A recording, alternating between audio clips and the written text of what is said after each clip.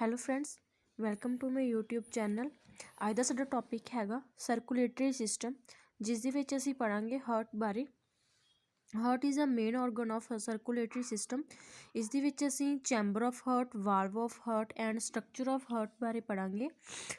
The circulatory system consists of heart, circulation of blood through blood vessels and pumping action of the heart। ਜਿਹੜਾ circulatory system ਹੈਗਾ ਇਹ heart ਦੁਆਰਾ ਬਣਿਆ ਹੋਇਆ ਹੈਗਾ। ਹਾਰਟ ਦਾ system ਹੈ ਇੱਕ, ਠੀਕ ਹੈ। ਇਹਦੇ ਵਿੱਚ ਬਲੱਡ ਦੀ ਸਰਕੂਲੇਸ਼ਨ ਹੁੰਦੀ ਹੈ ਥਰੂ ਦਾ ਵੈਸਲਸ, ਬਲੱਡ ਵੈਸਲਸ ਦੇ, ਠੀਕ ਹੈ। ਨਾਓ ਹਾਰਟ ਦੀ ਡੈਫੀਨੇਸ਼ਨ ਕਰਦੇ ਹਾਂ। Heart is a hollow muscular organ that weight about 342 gram and beats over 1 lakh times a day। ਜਿਹੜਾ ਹਾਰਟ ਹੈਗਾ ਇੱਕ ਹੋਲੋ ਮਸਕੂਲਰ ਔਰਗਨ ਹੈਗਾ ਐਂਡ ਇਹਦਾ weight 342 ਗ੍ਰਾਮ ਹੈਗਾ।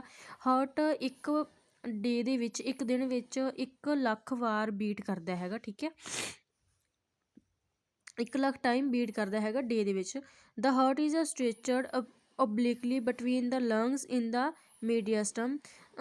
ਹਾਰਟ ਜਿਹੜਾ ਹੈਗਾ ਓਬਲੀਕਲੀ ਪ੍ਰੈਜੈਂਟ ਹੁੰਦਾ ਹੈਗਾ ਲੰਗਸ ਦੇ ਬਿਟਵੀਨ, ਠੀਕ ਹੈ। ਮੀਡੀਆਸਟਮ ਮਤਲਬ ਕਿ ਸਟਰਨਮ ਦਾ ਜਿਹੜਾ ਅੱਪਰ ਪਾਰਟ ਹੁੰਦਾ, ਅੱਪਰ ਬੋਨ ਹੁੰਦੀ ਆ, ਉਹਨੂੰ ਮੀਡੀਆਸਟਮ ਕਹਿੰਦੇ ਆ। ਹਾਰਟ 20 ਸੈਂਟੀਮੀਟਰ ਲੌਂਗ, 20 ਸੈਂਟੀਮੀਟਰ ਲੌਂਗ ਹੁੰਦਾ ਹੈਗਾ, 9 ਸੈਂਟੀਮੀਟਰ ਵਾਈਡ ਹੁੰਦਾ ਹੈਗਾ ਐਂਡ 6 ਸੈਂਟੀਮੀਟਰ ਥਿਕ ਹੁੰਦਾ ਹੈਗਾ। The heart lies obliquely a little more to the left than right and present a base above and apex below। ਜਿਹੜਾ ਹਾਰਟ ਹੈਗਾ ਇਹ obliquely lie ਕਰਦਾ ਹੈਗਾ, ਠੀਕ ਹੈ। more than left than right, ਜਿਹੜਾ ਇਹਦਾ ਏਪੈਕਸ ਹੁੰਦਾ ਹੈਗਾ ਉਹ ਨੀਚੇ ਹੁੰਦਾ ਹੈਗਾ, ਠੀਕ ਹੈ, ਐਂਡ ਬੇਸ ਦਾ ਉੱਪਰ ਹੁੰਦਾ ਹੈਗਾ। The apex is about 9 centimeter to left of the mediastinum at level of the 5th intercostal space that is a little below the nipple and slightly near to the midline। ਇਹ midline ਦੇ ਥੋੜ੍ਹਾ slightly ਹੁੰਦੀ ਹੈਗੀ ਆ, ਠੀਕ ਹੈ। And ਜਿਹੜਾ ਏਪੈਕਸ ਹੁੰਦੀ ਹੈਗੀ ਆ 9 ਸੈਂਟੀਮੀਟਰ ਲੈਫਟ ਹੁੰਦੀ ਆ ਮਿਡ ਲਾਈਨ ਤੋਂ, ਠੀਕ ਹੈ। 5th ਇੰਟਰਕੋਸਟਲ ਸਪੇਸ ਹੁੰਦੀ ਹੈਗੀ ਜਿਹੜੀ ਰਿਬਸ ਦੀ, ਠੀਕ ਹੈ, ਉੱਥੇ ਇਹ ਪ੍ਰੈਜੈਂਟ ਹੁੰਦੀ ਹੈਗੀ ਆ। The base extends to the level of second rib.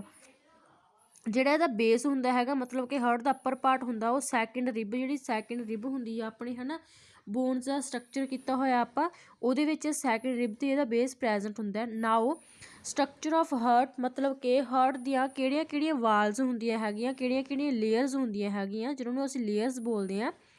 ਪਹਿਲੀ ਹੁੰਦੀ ਹੈ ਐਪੀਕਾਰਡੀਅਮ, ਮਾਇਓਕਾਰਡੀਅਮ ਐਂਡ ਐਂਡੋਕਾਰਡੀਅਮ। ਐਪੀਕਾਰਡੀਅਮ ਮਤਲਬ ਕਿ ਪੈਰੀਕਾਰਡੀਅਮ, ਜਿਹਨੂੰ ਅਸੀਂ ਆਊਟਰ ਲੇਅਰ ਵੀ ਕਹਿ ਦਿੰਦੇ ਹੈਗੇ ਆ।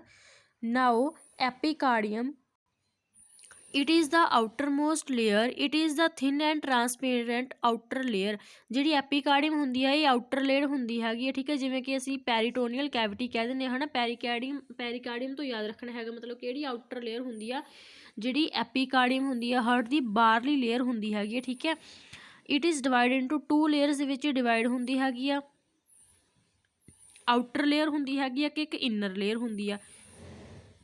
ਜਿਹੜੀ ਆਊਟਰ ਲੇਅਰ ਹੁੰਦੀ ਆ ਉਹ ਸੀਰਸ ਮੈਂਬਰੇਨ ਤੋਂ ਬਣੀ ਹੁੰਦੀ ਹੈ, ਜਿਹਨੂੰ ਪਰਾਈਟਲ ਪੈਰੀਕਾਰਡੀਅਮ ਕਹਿੰਦੇ ਹੈਗੇ ਆ। ਅਤੇ ਜਿਹੜੀ ਇਨਰ ਲੇਅਰ ਹੁੰਦੀ ਹੈਗੀ ਆ ਉਹਨੂੰ ਵਿਸਰਲ ਪੈਰੀਕਾਰਡੀਅਮ ਕਹਿੰਦੇ ਹੈਗੇ ਆ, ਠੀਕ ਹੈ। ਨੈਕਸਟ ਇਜ਼ ਆ ਮਾਇਓਕਾਰਡੀਅਮ। ਮਾਇਓ ਤੋਂ ਯਾਦ ਰੱਖਣਾ ਹੈਗਾ ਮੱਧ ਵਿਚਕਾਰ, ਜਿਹੜੀ ਵਿਚਕਾਰਲੀ ਲੇਅਰ ਹੁੰਦੀ ਹੈਗੀ ਆ। It is the middle layer of the heart. Heart ਦੀ ਮਿਡਲ ਲੇਅਰ ਹੁੰਦੀ ਹੈ। It is composed of specialised cardiac muscle tissue. ਇਹਦੇ ਵਿੱਚ ਸਪੈਸ਼ਲ ਕਾਰਡੀਅਕ ਮਸਲ ਟਿਸ਼ੂ ਹੁੰਦੇ ਹੈਗੇ ਆ। Myocardium responsible for the contraction of heart. ਜਿਹੜੀ ਹਾਰਟ ਦੇ ਵਿੱਚ ਕੰਟਰੈਕਸ਼ਨ ਹੁੰਦੀ ਆ, ਰਿਲੈਕਸੇਸ਼ਨ ਹੁੰਦੀ ਆ, ਠੀਕ ਹੈ, ਮਾਇਓਕਾਰਡੀਅਮ ਉਹਦੇ ਲਈ ਰਿਸਪੋਂਸੀਬਲ ਹੁੰਦੀ ਆ। The myocardium is thickest at the apex and thinnest out toward the base। ਜਿਹੜੀ ਮਾਇਓਕਾਰਡੀਅਮ ਹੁੰਦੀ ਆ ਏਪੈਕਸ ਤੋਂ ਇਹ ਥਿਕੈਸਟ ਹੁੰਦੀ ਆ, ਮਤਲਬ ਕਿ ਮੋਟਾਈ ਵਿੱਚ ਹੁੰਦੀ ਆ, ਅਤੇ ਜਿਹੜੀ ਉੱਪਰੋਂ ਮਤਲਬ ਕਿ ਬੇਸ ਤੋਂ ਜਿਹੜਾ ਇਹਦਾ ਅੱਪਰ ਪਾਰਟ ਹੁੰਦਾ ਉੱਥੋਂ ਇਹ ਪਤਲੀ ਹੁੰਦੀ ਆ। ਐਂਡੋਕਾਰਡੀਅਮ, ਐਂਡੋਕਾਰਡੀਅਮ ਤੋਂ ਅਸੀਂ ਯਾਦ ਰੱਖਣਾ ਹੈਗਾ ਕਿ ਐਂਡ ਵਾਲੀ, ਜਦੋਂ ਅਸੀਂ ਹਾਰਟ ਦੇ ਅੰਦਰ ਵਾਲੀ, ਠੀਕ ਹੈ, ਐਂਡ ਵਾਲੀ ਲੇਅਰ ਹੁੰਦੀ ਆ ਉਹਨੂੰ ਐਂਡੋਕਾਰਡੀਅਮ ਕਹਿੰਦੇ ਆ। It is the innermost layer of the heart. It is thin, smooth, glistening membrane which permits smooth flow of heart inside the heart। ਜਿਹੜੀ ਐਂਡੋਕਾਰਡੀਅਮ ਲੇਅਰ ਹੁੰਦੀ ਹੈਗੀ ਹੈ ਇਹ ਥਿਨ ਹੁੰਦੀ ਹੈ, ਪਤਲੀ ਹੁੰਦੀ ਹੈ, ਸਮੂਥ ਹੁੰਦੀ ਹੈ, ਠੀਕ ਹੈ। ਜਿਹੜੀ ਪਰਮਿਟ ਕਰਦੀ ਹੈਗੀ ਆ, ਆਗਿਆ ਦਿੰਦੀ ਹੈ ਸਮੂਥ ਫਲੋ, ਹੈਲਪ ਕਰਦੀ ਹੈ ਸਮੂਥ ਫਲੋ ਹੋਣ ਵਿੱਚ ਬਲੱਡ ਦਾ ਇਨਸਾਈਡ ਦਾ ਹਾਰਟ, ਹਾਰਟ ਦੇ ਅੰਦਰ। ठीक है। It covers the valves of the heart, ये हार्ट ਦੇ ਸਾਰੇ ਵਾਲਵਸ ਨੂੰ ਕਵਰ ਕਰਕੇ ਰੱਖਦੀ ਆ। ਫਰੈਂਡਸ ਨੈਕਸਟ ਸਾਡੇ ਕੋਲ ਆ ਜਾਂਦਾ ਹੈਗਾ ਚੈਂਬਰਸ ਆਫ ਹਾਰਟ। ਸਾਨੂੰ ਪਤਾ ਹੈ ਕਿ ਹਾਰਟ ਦੇ 4 ਚੈਂਬਰਸ ਹੁੰਦੇ ਹੈਗੇ ਆ, 2 ਅਪਰ ਐਂਡ 2 ਲੋਅਰ। ਠੀਕ ਹੈ। Heart divided into 4 chamber, the 2 upper chamber are called right and left atria. Each atrium has an appendage called an auricle, so named because its shape resemble dog's ear। Friends ਜਿਹੜੇ upper ਹੁੰਦੇ ਹੈਗੇ chamber ਹੈ ਨਾ, ਉਹਦੀ ਜਿਹੜੀ shape ਹੁੰਦੀ ਆ dog ਦੀ year ਵਾਂਗ ਹੁੰਦੀ ਹੈਗੀ ਆ। The lining of the artery is smooth. ਠੀਕ ਹੈ। The right and left one are separated by the interstitial septum, interstitial septum ਦੇ ਦੁਆਰਾ ਇਹ ਸੈਪਰੇਟ ਕੀਤੀ ਜਾਂਦੀ ਹੈਗੀ ਆ। ਠੀਕ ਹੈ। ਨੈਕਸਟ ਆ ਜਾਂਦੇ ਹੈਗੇ ਸਾਡੇ ਕੋਲੇ 2 ਲੋਅਰ ਚੈਂਬਰ। ਜਿਹੜੇ ਲੋਅਰ ਚੈਂਬਰ ਹੁੰਦੇ ਆ ਰਾਈਟ ਐਂਡ ਲੈਫਟ ਵੈਂਟਰੀਕਲ ਨੂੰ ਕਿਹਾ ਜਾਂਦਾ ਹੈਗਾ। ਇਹ ਸੈਪਰੇਟ ਬਾਏ ਦਾ ਕੀ ਦੁਆਰਾ ਸੈਪਰੇਟ ਕੀਤੇ ਜਾਂਦੇ ਹੈਗੇ ਆ, ਇੰਟਰਾ ਵੈਂਟਰੀਕੂਲਰ ਸੈਪਟਮ। ਦੇਖੋ ਹਾਰਟ ਦੀ ਸ਼ੇਪ ਹੈ ਨਾ, ਮੰਨ ਕੇ ਚੱਲੋ 2 ਅਪਰ ਚੈਂਬਰ ਹੋ ਗਏ। ਠੀਕ ਹੈ। ਇੱਥੇ ਹੈ ਨਾ ਆਪਣੇ ਕੋਲੇ ਔਰਟਾ ਹੁੰਦਾ ਹੈਗਾ, ਆਹ 2 ਅਪਰ ਹੋ ਗਏ, ਆਹ 2 ਲੋਅਰ ਹੋ ਗਏ, ਆਹ ਦੋਨੇ ਏਟਰੀਅਮ ਹੋ ਗਏ। ਠੀਕ ਹੈ। ਆਹ ਦੋਨੇ ਵੈਂਟਰੀਕਲ ਹੋ ਗਏ। ਠੀਕ ਹੈ। ਨੈਕਸਟ ਸਾਡੇ ਕੋਲੇ ਆ ਜਾਂਦੇ ਹੈਗੇ ਆ ਵਾਲਵ ਆਫ ਦਾ ਹਾਰਟ। ਜਿਹੜਾ ਹਾਰਟ ਹੁੰਦਾ ਹੈ ਵੈਸੇ ਤਾਂ ਉਹਦੇ ਆਪਾਂ 4 ਵਾਲਵ ਕਹਿੰਦੇ ਹੈਗੇ, ਪਰ ਉਹਨਾਂ ਨੂੰ ਅਗਾਂਹ ਅਲੱਗ-ਅਲੱਗ ਨੇਮ ਦਿੱਤੇ ਜਾਂਦੇ ਹੈਗੇ, ਜਿਵੇਂ ਕਿ ਏਵੀ ਵਾਲਵ ਤੇ ਸੈਮੀਲੂਨਰ ਵਾਲਵ ਦੇ ਵਿੱਚ ਡਿਵਾਈਡ ਕੀਤਾ ਹੁੰਦਾ ਹੈਗਾ। ਏਵੀ ਵਾਲਵ ਦੇ ਵਿੱਚ ਕਿਹੜੇ-ਕਿਹੜੇ ਵਾਲਵ ਆਉਂਦੇ ਹੈਗੇ ਆ, ਟ੍ਰਾਈਕਸਪਿਡ ਵਾਲਵ ਐਂਡ ਬਾਈਕਸਪਿਡ ਵਾਲਵ। ਜਿਹੜੇ ਸੈਮੀਲੂਨਰ ਵਾਲਵ ਹੈਗੇ ਉਹਦੇ ਵਿੱਚ ਔਰਟਿਕ ਵਾਲਵ ਤੇ ਪਲਮੋਨਿਕ ਵਾਲਵ, ਜਿਹੜੇ ਬਲੱਡ ਫਲੋ ਤੋਂ ਪ੍ਰੀਵੈਂਟ ਕਰਦੇ ਹੈਗੇ, back flow of the blood, ਉਹ ਤੋਂ ਪ੍ਰੀਵੈਂਸ਼ਨ ਪ੍ਰੋਵਾਈਡ ਕਰਦੇ ਆ। ਏਟਰੀਓ ਵੈਂਟਰੀਕੂਲਰ ਵਾਲਵ ਜਿਹਨਾਂ ਨੂੰ ਏਵੀ ਵਾਲਵ ਕਹਿੰਦੇ ਆ, the slice between the atria and ventricular valve between right atrium and right ventricle is called tricuspid valve because it consists of 3 flaps or cups। ਤਾਂ ਦੇਖੋ ਫਰੈਂਡਸ, ਜਿਵੇਂ ਕਿ ਅਸੀਂ ਡਾਇਗਰਾਮ ਜਦੋਂ ਬਣਾਇਆ ਸੀ ਉਹਦੇ ਵਿੱਚ ਵੀ ਅਸੀਂ ਪੜ੍ਹਿਆ ਸੀਗਾ ਹੈ ਨਾ ਵੀ ਹਾਰਟ ਦੇ ਵਿੱਚ 4 ਵਾਲਵ ਹੁੰਦੇ ਹੈਗੇ, ਜਿਵੇਂ ਕਿ ਇਹਦੇ ਵਿੱਚ ਦੇਖੋ valve between right atrium and right ventricular. ਜਿਹੜਾ ਰਾਈਟ ਏਟਰੀਅਮ ਹੋ ਗਿਆ, ਰਾਈਟ ਵੈਂਟਰੀਕੂਲਰ ਹੋ ਗਿਆ, ਇਹਦੇ ਵਿੱਚ ਜਿਹੜਾ ਵਾਲਵ ਹੈਗਾ ਉਹਨੂੰ ਟ੍ਰਾਈਕਸਪਿਡ ਵਾਲਵ ਕਹਿੰਦੇ ਆ, ਬਿਕੋਜ਼ ਇਹਦੇ ਵਿੱਚ 3 ਫਲੈਪਸ ਔਰ ਜਾਂ ਕਪਸ ਹੈਗੇ। ਠੀਕ ਹੈ। ਇਹਦੇ ਵਿੱਚ ਜਿਵੇਂ ਕਿ 1 2 3 ਹੈ ਨਾ, ਇਹਦੇ ਵਿੱਚ ਜਿਹੜਾ ਆਹ ਵਾਲਾ ਵਾਲਵ ਹੈਗਾ ਇਹਨੂੰ ਟ੍ਰਾਈਕਸਪਿਡ ਵਾਲਵ ਕਿਹਾ ਜਾਂਦਾ ਹੈਗਾ। ਠੀਕ ਹੈ।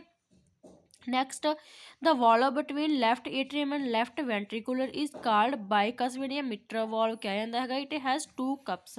ਜਿੱਦਾਂ ਕਿ ਦੇਖੋ ਇਹਨੂੰ ਕਿਹਾ ਜਾਂਦਾ ਹੈਗਾ ਬਾਈਕਸਪਿਡ ਵਾਲਵ ਜਾਂ ਮਿਟਰਲ ਵਾਲਵ। ਇਹ ਲੈਫਟ ਏਟਰੀਅਮ ਤੇ ਲੈਫਟ ਵੈਂਟਰੀਕੂਲਰ ਦੇ ਵਿੱਚ ਪ੍ਰੈਜ਼ੈਂਟ ਹੈਗਾ। ਠੀਕ ਹੈ। ਇੱਧਰੋਂ ਬਲੱਡ ਜਿਹੜਾ ਇੱਧਰ ਆਉਂਦਾ ਹੈਗਾ ਉਹਦੇ ਲਈ ਇਹ ਪਰਮਿਟ ਪ੍ਰੋਵਾਈਡ ਕਰਦਾ ਹੈਗਾ। ਸਟੂਡੈਂਟਸ ਨੈਕਸਟ ਸਾਡੇ ਕੋਲ ਆ ਜਾਂਦਾ ਹੈਗਾ semilunar valve. These valve prevent the backflow of the blood from the arteries that leave the heart।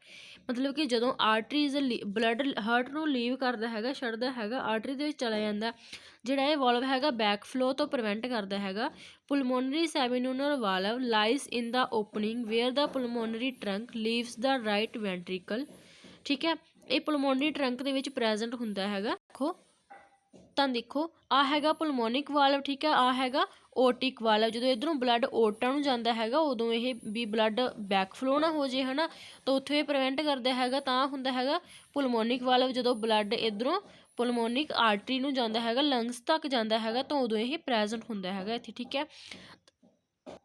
Friends ਇਹ ਸੀਗਾ ਅੱਜ ਦਾ ਟੌਪਿਕ। ਮਿਲਦੇ ਆ ਨੈਕਸਟ ਵੀਡੀਓ ਦੇ ਵਿੱਚ ਨਵੇਂ ਟੌਪਿਕ ਦੇ ਨਾਲ। Thank you for watching. Like comment and share my video. Also subscribe my channel.